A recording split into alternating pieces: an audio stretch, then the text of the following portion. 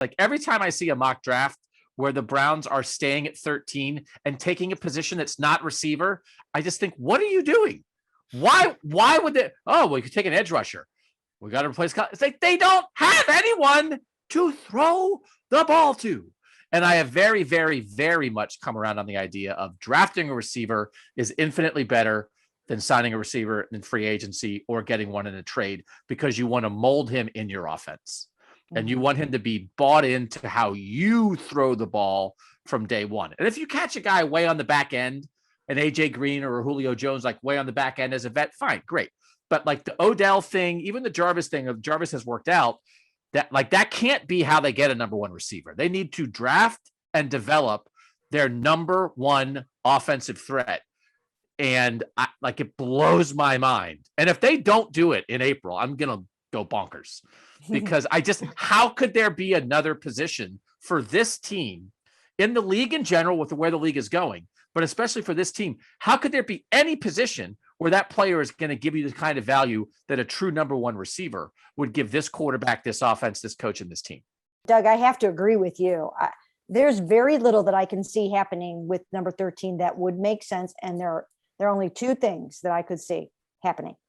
Use that pick to get yourself a veteran quarterback who's going to change the game for you, or use that pick on a really good developmental quarterback who you think can be your quarterback of the future. Those are the only two reasons why I'm not going franchise receiver at number 13. And I don't want to say I feel bad for the Browns, but it's like they went about it the right way. They're like, well, we got to build this team from the ground up. Okay, we're going to do the offensive line. Then we're going to revamp the defense. And it's like you're eating your vegetables. Nobody likes drafting offensive linemen and spending money on guards. That's not fun. But you're eating your vegetables because, receivers, that's eating candy. And the Bengals, like you said, Dan, they had like 6 people in the room. Like, I don't know who you guys want to draft. It's like, well, I was watching a YouTube video of this guy catching a touchdown. He seems good. They're like, take the receiver.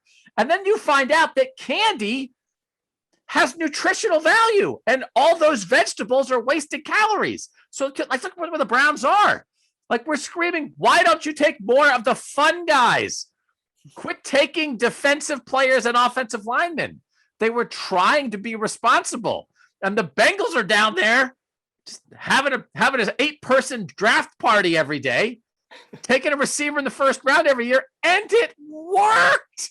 And I'm sure Andrew Berry was like, I can't believe this. I can't believe it worked.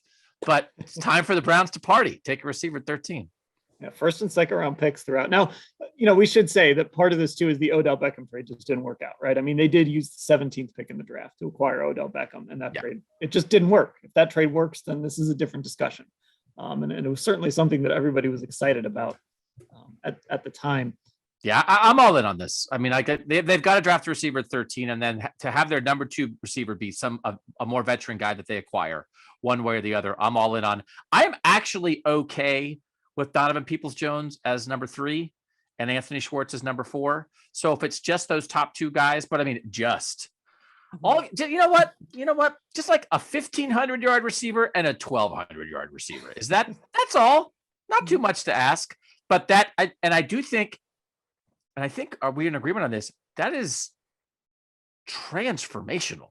Oh, yeah. That is snap your fingers.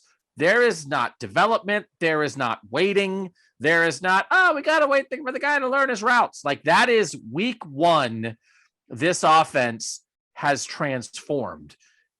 And that's the good thing about it, because, I mean, you don't want to act like it's too easy, but Jamar Chase was a rookie and T. Higgins is a second-year guy, and they were awesome, and that was it. And away they go.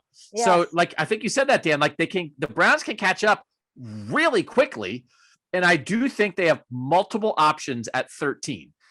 Garrett Wilson, Drake London, Treylon Burks, in that order, for me, are the guys, and at least 2 of them I think will be there. At the very least, one of those 3 will be there, and I all think they are day 1, number 1 receiver type starters. Mm-hmm.